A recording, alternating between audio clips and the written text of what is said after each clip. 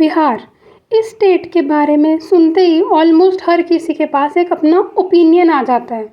कोई कहता है कि यहाँ पे अपॉर्चुनिटीज़ नहीं है, कोई सीधा बोल देता है कि ये स्टेट ही गरीब है। लेकिन यहीं से सीन इंटरेस्टिंग होना शुरू हो जाता है, क्योंकि जब मैं इसके बारे में रिसर्च कर रही थी तो मैंने देखा स्टोरी काफ़ी बड़ी है।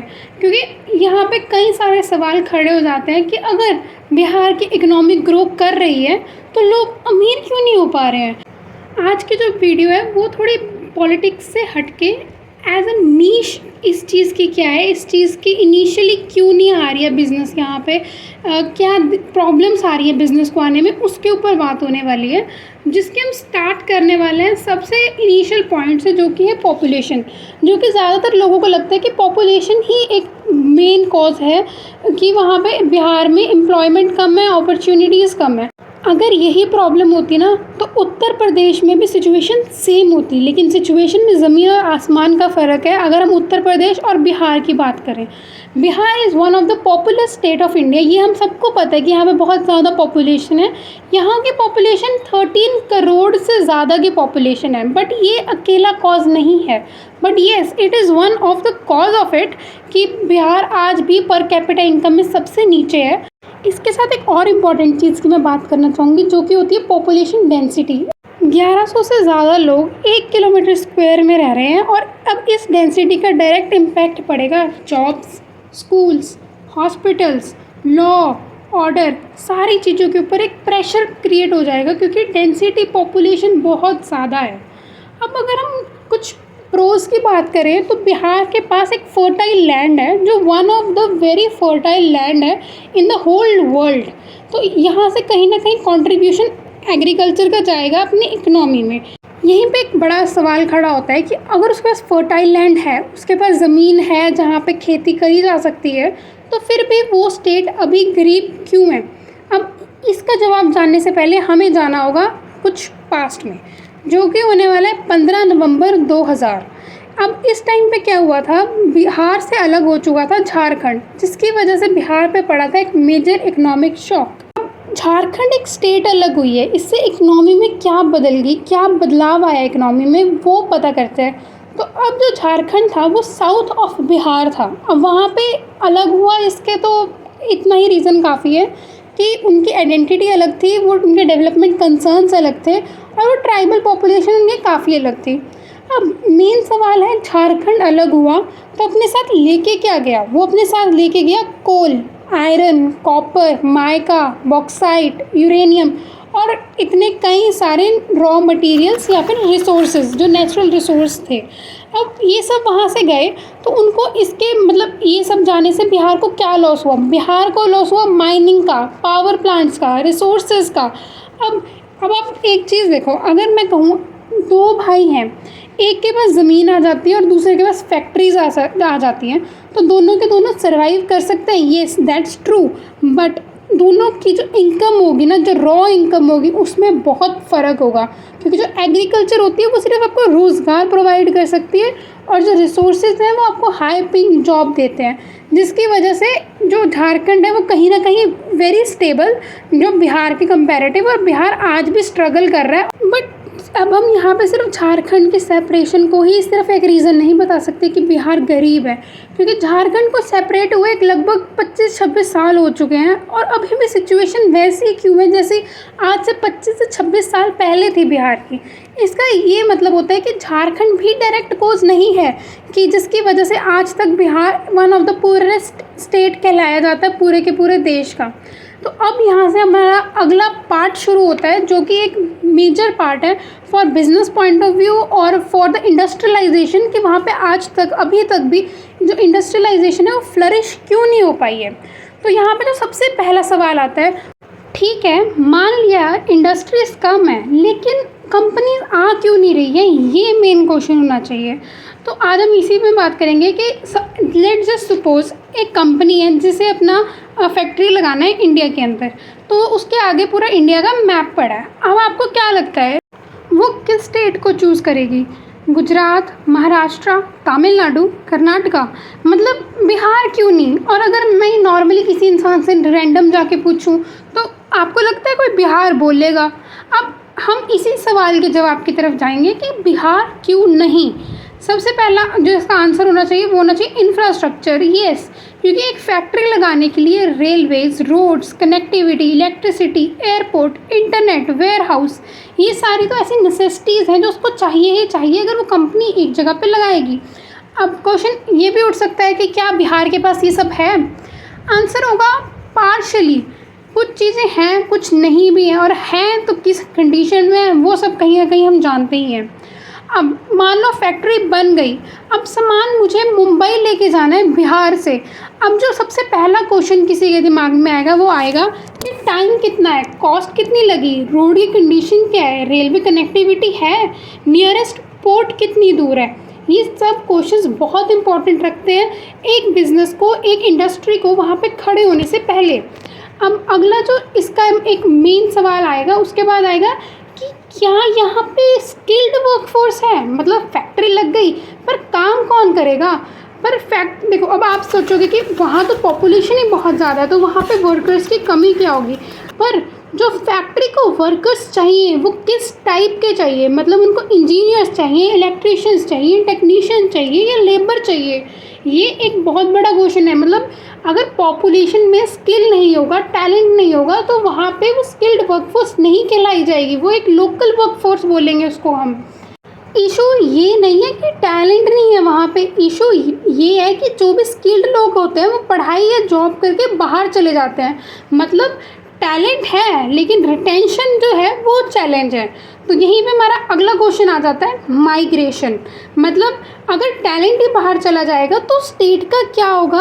अगर आपको पता है कि जो बिहार है वो one of the largest source है जहाँ से माइग्रेशन होती है, और माइग्रेशन होती कहाँ कहाँ पे है, पंजाब, गुजरात, हरियाणा, दिल्ली।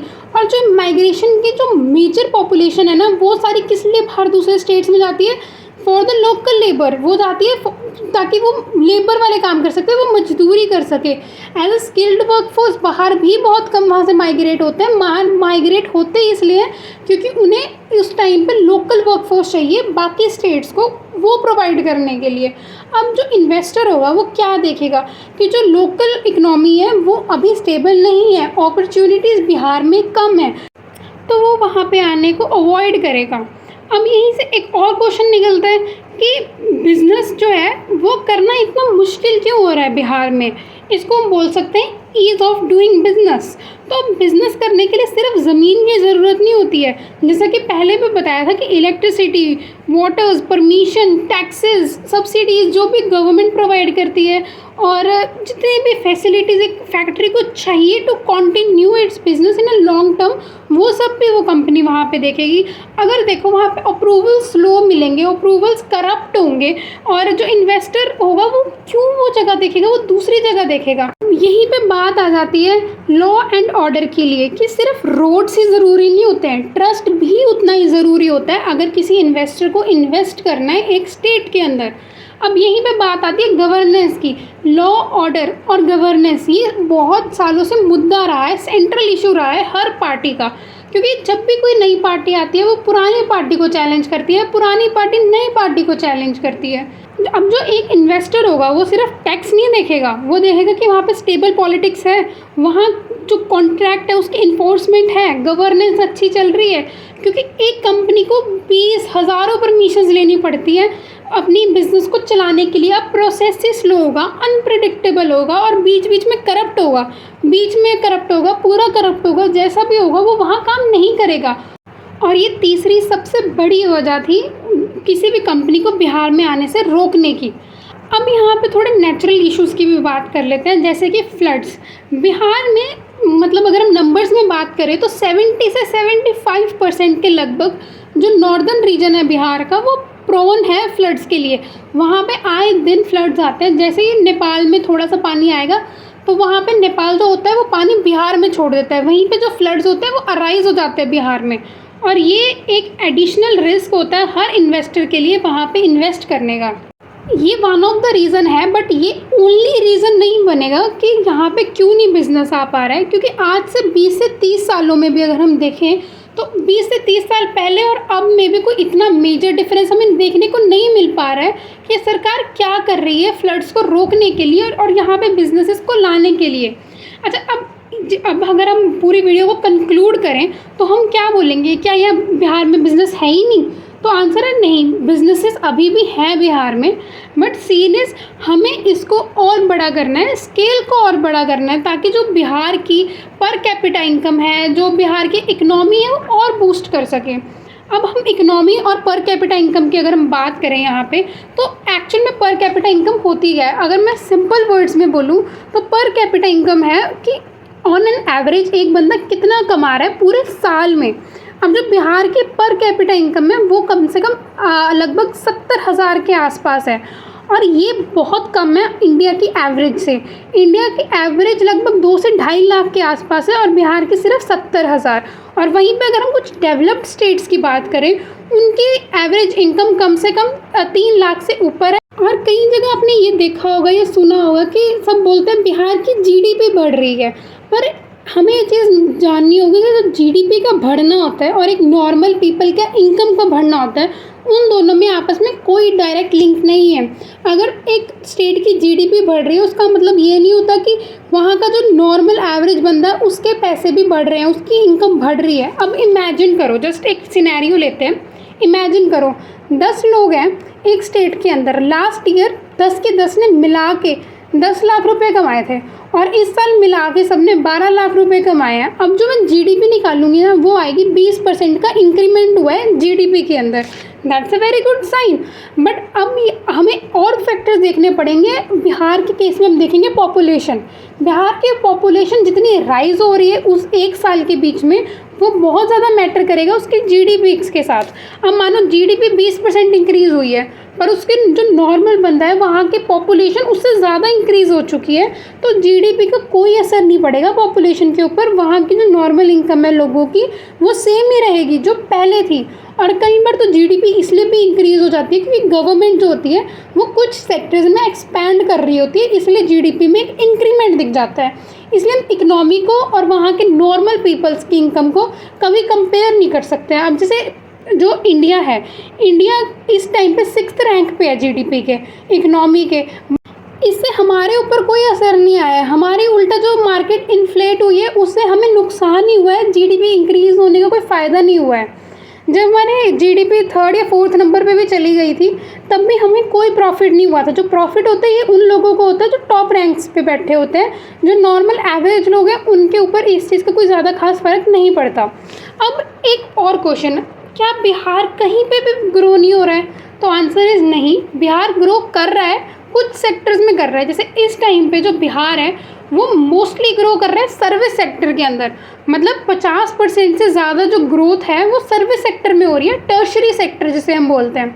तो अब एक दिमाग में क्वेश्चन आ सकता है, अगर ये ग्रो कर रहा है सर्विस सेक्टर में तो एम्प्लॉयमेंट जनरेट क्यों नहीं कर पा रहा है? क्योंकि सर्विस सेक्टर अगर हम देखें ना तो वो 2 चीज़ों में डिवाइड हो जाता है।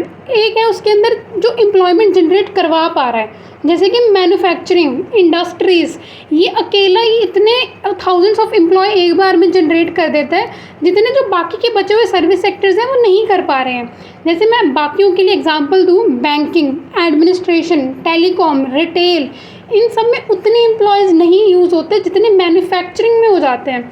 तो इसका मतलब है हर सर्विस सेक्टर एम्प्लॉयमेंट जनरेट नहीं करता।